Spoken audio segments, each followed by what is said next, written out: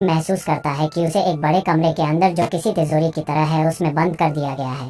वो कमरा एक बंद लोहे के दरवाजे के साथ लगभग 30 बाई 40 का है और उसमें एक अलमारी भी है। उसके पास चारों ओर कमरे में बहुत सारी मक्खियां हैं। उसके सिर के ऊपर एक लैंप भी है जो कई मक्खियों से भरा है और वो चारों ओर घूम रही हैं या यहाँ तक कि चूहे के अंदर भी। तब वो समय की जांच करने के लिए अपनी घड़ी को देखता है और फिर वो लोहे के दरवाजे को खोलने की पूरी कोशिश करता है, लेकिन कोई फायदा नहीं हुआ, जिस कारण वो चिल्लाता है और दरवाजा खटखटाता है, लेकिन जल्द पाता है कि कोई उसकी मदद नहीं कर रहा है। उसे यह भी पता नहीं है कि वो कितने घंटे इस कमरे के अंदर है। वो तड़पते हुए कब से बाथरूम का उपयोग करना चाहता है। पहले वो सोचता है कि कोई उसके साथ किसी तरह की शरारत कर रहा है। तब वो खासकर फ्लेचर नाम के एक सहयोगी पर संदेह करता है। वो मजाक में खुद से कहता है कि एक बार जब वह बाहर निकल जाएगा तो वो पहले उसे पिटेगा, लेकिन जैसे जैसे समय बीतता है उसे पता चलता है कि कहीं से भी कोई संकेत नहीं है। तिजोरी के दरवाजे के बाहर वह अपने दोस्त को फोन करने के लिए अपनी जेब से अपना मोबाइल फोन निकालता है, लेकिन मोबाइल में कोई सिग्नल नहीं है। तब वो सिग्नल को पकड़ने के लिए कमरे के चारों ओर घूमता है, लेकिन विफल रहता है। इसका मतलब है कि वह बाहरी दुनिया से संपर्क खो चुका है। जिसके बाद वह अलमारी को खोलने के लिए आता है, लेकिन अलमारी भी बंद है। वह अलमारी के अंदर छोटे छिद्रों से देखने की कोशिश करता है। यह संदेह करता है कि फ्लेचर उसमें है, लेकिन अंदर भी कोई नहीं मिलता है। कमरे में वह किसी छिपे हुए कैमरे को खोजने की कोशिश करता है, लेकिन कुछ भी नहीं पाता है। वह और अधिक हैरान हो जाता है और धीरे धीरे अपना धैर्य खोने लगता है। तब वो गुस्से में अपने सहयोगियों को गाली देना शुरू कर देता है और यह कहकर चिल्लाता है कि वो दीवारों को अपने टट्टी से रंग देगा यदि दरवाजा नहीं खोला जाता है। तो वो अपनी बेल्ट खोल देता है और लोहे के दरवाजे पर अब हल्का होने लगा है। चिल्लाते हुए उम्मीद करता है कि कोई उसकी बात सुनेगा, लेकिन वह धीरे धीरे थका हुआ महसूस करता है और अब शांत हो जाता है, क्योंकि अब उसके पास पूरे दिन में खाना और पानी नहीं होता है। वह अपने सहयोगी फ्लेचर को धमकी देकर डांटता रहता है कि वो उसे पुलिस को सौंप देगा अगर वे उसे बाहर नहीं जाने देते हैं तो, लेकिन अब भी उसे कोई प्रतिक्रिया नहीं मिलती है।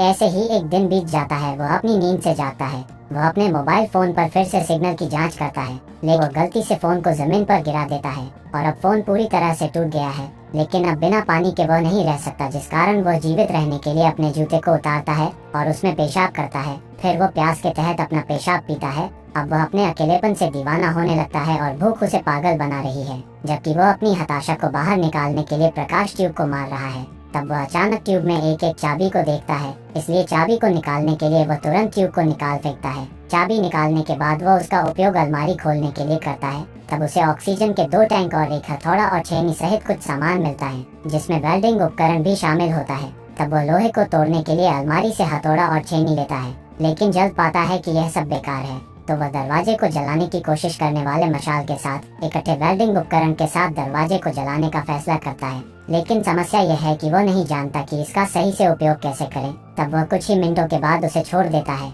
और निराशा के अलावा कुछ नहीं पाता है। लेकिन एक कोशिश में वेल्डिंग गन की लौ उसके जीवन की आशा को फिर से जगा देती है। फिर वो इस तरह से कुछ पाने की उम्मीद में लौ को फायर अलार्म को जलाने की कोशिश करता है, लेकिन वो एक नकली अलार्म है जो बिल्कुल भी काम नहीं करता है। हम देखते हैं कि वो पानी की कमी और भूख उसे फिर से निराशा में ले जाती है। तब वह खुद को हारा हुआ महसूस करता है और अपनी भावनाओं को बेतहाशा बाहर निकालने के लिए अलमारी को तोड़ने लगा है। अपना गुस्सा निकालने के बाद वह नीचे कोने में बैठ जाता है और खाली पेट के कारण वह अब आराम करने के लिए वह अपनी ऊर्जा को जितना संभव हो सके बचाना चाहता है। ऐसा करते हुए अचानक अलमारी के पीछे की दीवार में उसे एक छेद दिखाई देता है। वह हथौड़ा उठाता है और छेद खोदने के लिए छेनी का उपयोग करके एक सुरंग बनाने का प्रयास करने लगा है, क्योंकि अब कमरे में ऑक्सीजन भी धीरे धीरे खत्म होने लगी है। जिंदा रहने के लिए वह कैन से कुछ ऑक्सीजन लेने लगा है, जिसके बाद वह बेहतर महसूस करता है। तब खाने के लिए वह जमीन पर पड़े चूहे को देखते हुए कीड़े उसका ध्यान आकर्षित करते हैं। जीवित रहने की इच्छा उसे रेंगने वाले कीड़ों को खाने के लिए मजबूर करती है, हालांकि उसे यह भी पता है कि उन्हें खाकर वो बीमार होने वाला है। उसके बाद वो अपने अथक प्रयासों से छेद खोदने पर काम करना जारी रखता है।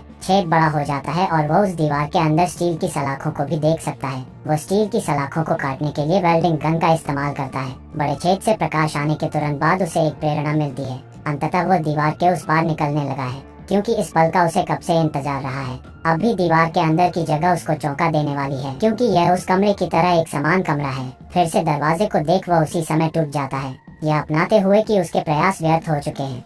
लोहे के दरवाजे पर अपना गुस्सा निकालने के बाद वो दूसरे कमरे की जांच करना शुरू कर देता है, जिसमें उसे एक दीपक और एक लाल ताबूत मिलता है।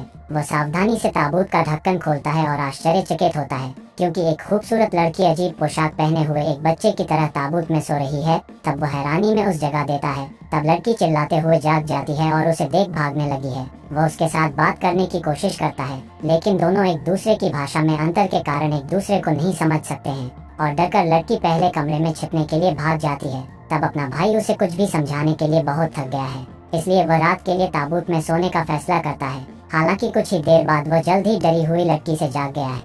तब लड़की ने उसे सुरंग खोदना जारी रखने के लिए कहा, लेकिन अब उसने काम करने के लिए आगे बढ़ने की ताकत खो दी है, क्योंकि वह बहुत भूखा और प्यासा है। इसके अलावा उसके हाथों में चोट भी लगी है, जिस कारण उसे औजार छोड़ना पड़ता है और आराम करना पड़ता है। पर लड़की सोचती है कि वह सिर्फ सुस्त है, तो वह छन्नी और हथौड़ा उठाती है और खुद दीवार खोदना शुरू कर देती है। लेकिन यह इतना भी आसान नहीं है जितना उसने सोचा था। कुछ समय बाद लड़की अचानक पेशाब करना चाहती है, जिस कारण वो दूसरे कमरे में दौड़ती है, लेकिन आदमी द्वारा उसे रोक दिया जाता है। लेकिन लड़की समझ नहीं पा रही कि उसका क्या मतलब है। यह पता चला है कि वह अब 3 दिनों से पानी नहीं पिया है और उसका पेशाब उसके जीवित रहने के लिए काफी महत्वपूर्ण है। हालांकि हिचकिचाहट में लड़की उसके जूते में से एक में पेशाब करती है और वह बिना किसी दूसरे विचार के उसका पेशाब पीता है। हालांकि लड़की उसकी भाषा नहीं समझ सकती है, फिर भी जीवित रहने के लिए उसके लाख समझाने पर वह अपना थोड़ा पेशाब पीती है। वह उसे जीवित रखने के लिए मरे हुए चूहे में से कीड़े खाने के लिए भी कहता है, लेकिन वह तुरंत ऐसा करने से इनकार कर देती है। कीड़े खाने के कुछ समय बाद वह फिर से सुरंग खोदना जारी रखता है। तब लड़की हताश महसूस करती है और उसकी किसी भी प्रकार की मदद नहीं कर सकती है,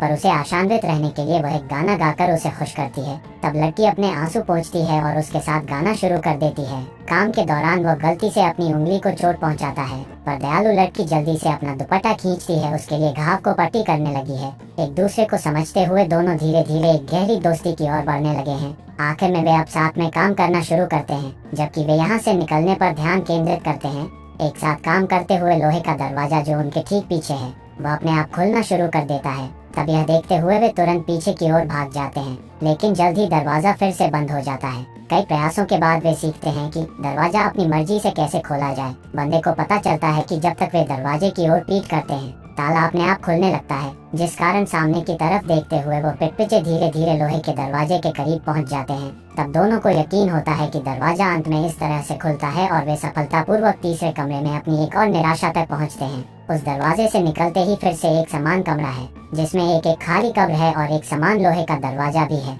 चारों तरफ खोज के बाद लड़की जल्दी पिछले कमरे में चली आती है और सभी उपकरण लाती है जो उन्हें नए कमरे से निकलने के लिए चाहिए होते हैं। वे उसी चाल का उपयोग करके इस कमरे के लोहे के दरवाजे को खोलने की कोशिश करते हैं। वह तब कब्र खोदना शुरू करते हैं, उसके अंदर एक नई सुरंग बनाना शुरू करते हैं, लेकिन अब भी दरवाजा बंद ही रहता है। थोड़ी देर के बाद वह इस नतीजे पर पहुंचा है कि वह अब कुछ भी नहीं कर सकता है। वह अपने खाली पेट के कारण पूरी तरह से थक चुका है और निराशाजनक काम उसे मारने की कगार पर है। लड़की जल्द ही समझ चुकी है कि डिहाइड्रेशन की वजह से उसे बुखार होने लगा है। तब अचानक उसे उस मास्टरमाइंड के बुरे इरादे का एहसास होता है जिसने उन्हें यहाँ फंसाया है। उसका मानना है कि कोई है जो उन्हें निराशा में एक दूसरे को मारते हुए देखना चाहता है, ताकि वो जीवित रहने के लिए उसका मांस खाने पर उसे मजबूर करें, जिसका अर्थ है कि इस कमरे में यह कब्र उनमें से किसी एक के लिए है। तब वह निराशा में लड़की को मारने की सोचता है, लेकिन जल्द ही वो उसे मारने का विचार छोड़ देता है, यह अपनाते हुए कि शायद यही उसका अंत है, क्योंकि अब उसने अपनी जीवित रहने की आशा छोड़ दी है। तब लड़की उसे हौसला देने लगती है और उसे थप्पड़ मारते हुए उठाने की कोशिश करती है,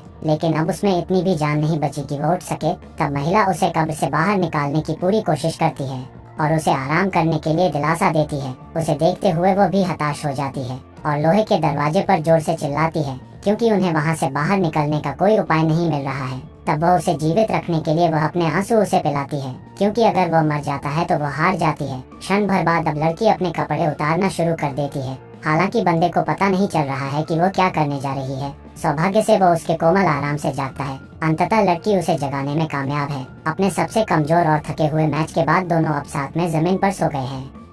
जब वो अपनी नींद से फिर से जागता है तो वो देखता है कि लड़की उसके बगल में ठंड से कांप रही है। तब वह ताबूत से मखमली अस्तर के एक टुकड़े को बाहर निकालता है और फिर लड़की को इससे ढक देता है। ऐसा लगता है कि यह उनकी जीवन की आखिरी नींद है, लेकिन अचानक ताला घूमने की आवाज सुनाई देती है और सौभाग्य से दरवाजा खुलने लगा है। वो तुरंत लड़की को जगाता है और पिछली चाल के अनुसार वे मुड़ जाते हैं और उनकी पीठ लोहे के दरवाजे के तरफ रखते हुए बढ़ते हैं। पर वह इतना कमजोर पड़ गया है कि लड़की धीरे धीरे उसे दरवाजे की तरफ ले जाने के लिए अपनी पूरी ताकत